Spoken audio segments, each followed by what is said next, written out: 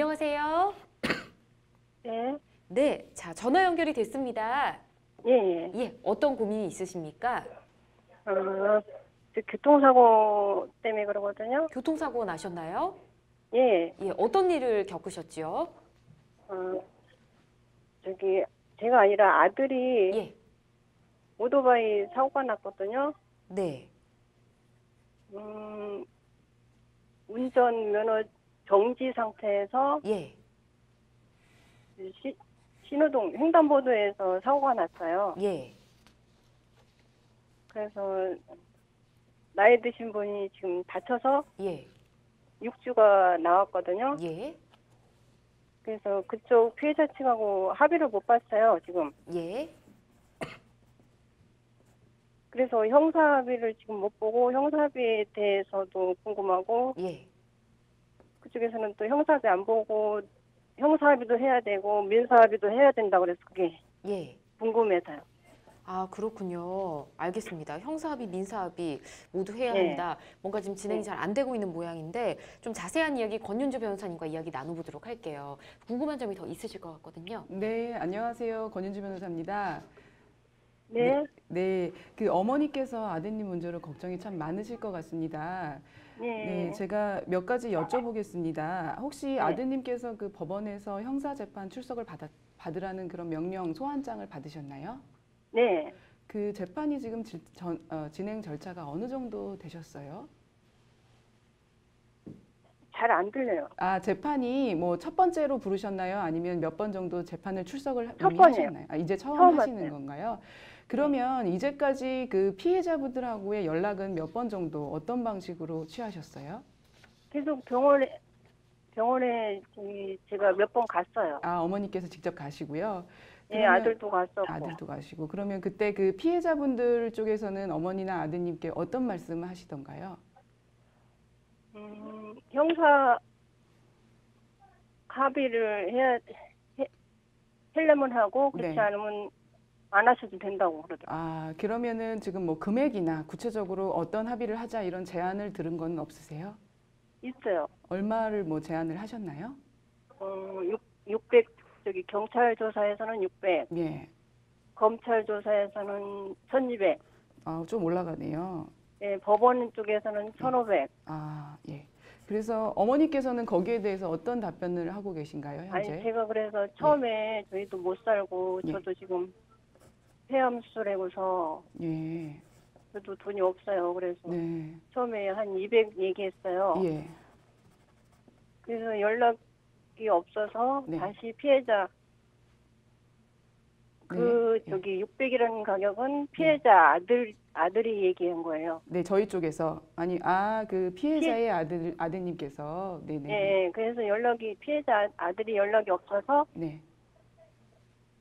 나중에는 피해자 아들이 또 6주 지나서 네.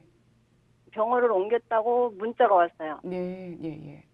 그래서 그쪽으로 피해자께 가서 200은 조금 적으면 한 네. 300에 해드린다고 예. 피해자께 그랬어요. 네.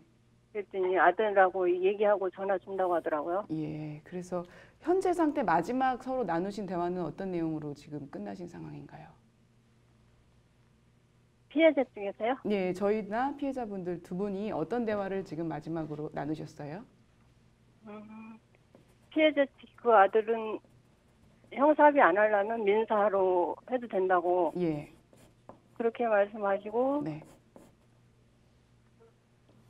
뭐 저희 쪽에서는 좀 금액 마련이 어려우시다 이런 얘기시죠? 네, 했어요. 예, 알겠습니다. 제가 좀 자세히 들었습니다. 그 첫 번째로 민사 형사 합의를 같이 해야 되느냐 이런 질문하셨죠. 네. 네, 그 부분에 대해서는 사실은 일률적인 답은 없고 나름의 이제 선택을 하시면 됩니다. 그런데 제가 지금 듣기로는 피해자분들이 왜 민사 형사를 따로 하자 이렇게 합의를 하자 요청하시냐 이거를 제가 생각하기로는 이제 피해자분이 72세시기는 하지만 굉장히 아직도 남은 여생이 많이 남으셨습니다. 그리고 계속 치료를 받고 계시기 때문에 총 얼마의 치료비가 들지를 알 수가 없어서 그 금액을 좀 대강이라도 확인해서 그 부분은 따로 합의를 하면 좋겠다 이런 얘기신 것 같고 또 이제 단계가 지나면서 점점 더 처음보다는 많은 금액을 요구하시는 것 같습니다. 그런데 그 이야기에 대해서 저희 입장에서 생각해 보면 금액을 사실 충분히 마련하실 자력이 없는 상황에서 민사에 대해서 총 치료비가 얼마나 들지 저희 쪽에서도 한번 전문가를 통해서 확인을 좀 대략 규모를 하신 다음에 그런 다음에 민사 형사 이렇게 합의를 별도로 하시는 것도 합리적일 수가 있습니다. 또 실무적으로도 그런 방식이 자주 이용되곤 합니다. 그래서 방식 자체에는 문제가 없다고 보입니다. 그리고 두 번째로 혹시 아드님께서 지금 형사 합의금을 마련하기 어려우셔서 지금 그 형사 합의금을 보증인을 세워라 이런 얘기도 혹시 그 가해자 측, 피해자 측에서 하시나요? 네, 했어요. 예, 그래서 아마도 그 보증인 얘기가 나오게 된 이유는 저희 쪽에서 자력이 없다라고 의심을 해서 담보를 요구하는 것 같습니다. 맞으시죠? 그럼 담보는 그러면 아들 명의로 된 걸 말하나요? 뭐 그건 상관은 없을 겁니다. 그런데 만약에 지금 저희가 금액이 합의가 된다. 금액적으로 내용에 서로 상호 합의가 된다라면 그 담보를 어떻게 하느냐 그건 좀 후순위 문제입니다. 그런데 금액에 대해서 담보를 요구하는 이유는 저희가 그 어떤 확인이 된 그 금액을 지급할 자력이 없을 수도 있다. 그 부분을 좀 부담스럽게 느끼는 것 같습니다. 그래서 보증인을 세우냐 마느냐 이 문제는 사실은 그것조차도 합의하시기 나름인데 만약에 일시금으로 그 금액을 저희 쪽에서 합의된 금액을 지급하실 수 있다면 보증인 얘기를 피해자 측에서도 뭐 없어도 된다 이렇게 이야기하실 수도 있을 것 같습니다. 그리고 저기 민사로 저희가 합의가 안 되면 어떻게 되나요?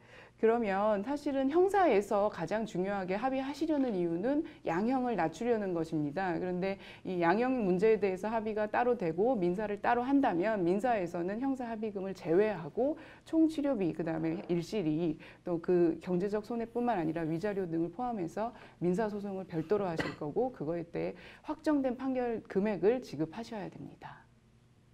혹시 그리고 변호사님 민사에 대해서 합의금을 못하고 아들이 벌을 받게 되면 어떻게 되나요? 그 부분에 대해서 말씀드리자면은 지금 업무상 과실치상죄의 그 죄명인 것 같습니다. 그런데 그 부분에 대해서 지금 대법원 양형 기준표에서는 4에서 6개월 그 정도가 이제 기본 형량이고요. 그리고 가중 요소가 있으면 8개월 이상, 감경 요소가 있으면 6개월 미만입니다. 그런데 지금 혹시 아드님께서 형사처벌 전력이 없으신가요? 이때까지?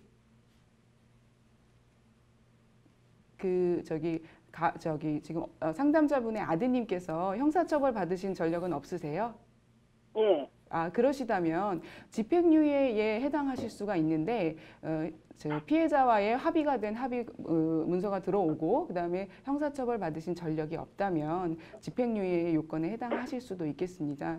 그런데 다만 만약에 너무 금액을 마련하시기가 형편이 어려우시면 그때에는 형사 공탁이라는 제도가 있습니다. 근데 재판부에서는 그 집행유예 또는 양형 요소로 반드시 합의서만 들어올 것이 아니라 굉장히 진지한 노력을 다해서 최선의 노력을 했지만 결렬된 경우에 그 공탁금에 대해서도 인정하는 경우가 있습니다. 그래서 이런 부분 참고하시면 좋을 것 같습니다. 네, 궁금한 점은 없으신가요? 아니 그러면 예. 아들한테 또 가압류가 또 뭐 붙나요? 아드님 명의의 재산이 혹시 있으신가요? 아니 없어요. 그리고 나중에 일하게 일하면은 그거에 대해서 뭐 월급에 대해서 가압류가 되나요? 사실은 민사상 손해배상 청구권이 피해자에게 있으시기 때문에 아드님한테 재산이 있거나 월급이 있거나 임금채권이 있다면 가압류가 가능은 합니다. 그러면 부모나 형제한테는? 부모 형제는 원칙적으로 가능하지는 않습니다. 없죠? 예. 네, 좀 궁금한 점이 해소가 되셨는지 모르겠어요. 더 궁금하신 점은 없으시고요? 좀 너무 잘 안 들렸어요. 그러셨어요? 조금 더 크게 말씀드릴 그러면 거를. 좀 정리를 해서 변호사님 조금만 더 크게 말씀을 좀 해주시면 어떨까요? 네, 한번 정리를 해서 다시 말씀드리겠습니다. 그 민사 합의, 형사 합의를 따로 할 수 있느냐? 답은 없고 하시기 나름인데 저희 입장에서도 민형사를 따로 합의하시는 것은 합리적인 방안일 수도 있다고 보입니다. 그리고 보증인을 세우냐 이 문제는 금액을 먼저 정하시고 그 정해진 금액을 만약에 일시금으로 지급하실 수 있는 상황이라면 된다면 보증인 얘기를 없이 하도록 합의하는 것이 충분히 가능해 보이고, 만약에 일시금이 아니라 그 금액을 조달하시는데 시간이 필요하거나 기간이 필요하시다면 보증인을 요청하는 상대방 요구에 대해서 수용하실지 여부를 결정하시면 될 것 같습니다. 아니 그 건에 대해서 예. 보증을 세우라고 그러고 또 민사 형사 따로따로 하자 그래서 예, 더 힘들었던 것 같아요. 예, 그런 경우가 사실은 실무상 있는 경우라서 아주 뭐 이례적이거나 있을 수 없는 일은 아닙니다. 네. 이번에 좀 잘 들리셨나요, 시청자님? 그리고 저기 뭐 형사 합의를 네. 안 하면은 아들이 네. 저기 들어갈 수 있나요? 네, 아까 말씀을 드렸는데 그 부분도 한 번 더 말씀을 드리면 실형은 4에서 6개월이 기본 범위입니다. 그런데 아드님께서 아까 말씀하실 때 형사처벌 받으신 전력이 없으시다고 했고, 만약에 합의까지 잘 되시거나 혹은 합의가 안 되더라도 공탁을 하셔서 그 부분이 인정이 된다면 집행유예 가능성도 있어 보입니다. 알겠습니다. 잘 네. 들었습니다. 네, 감사합니다. 네, 우선 너무 걱정이 많으시겠지만 상대방 쪽하고 잘 이야기해서 합의가 좀 잘 됐으면 좋겠네요.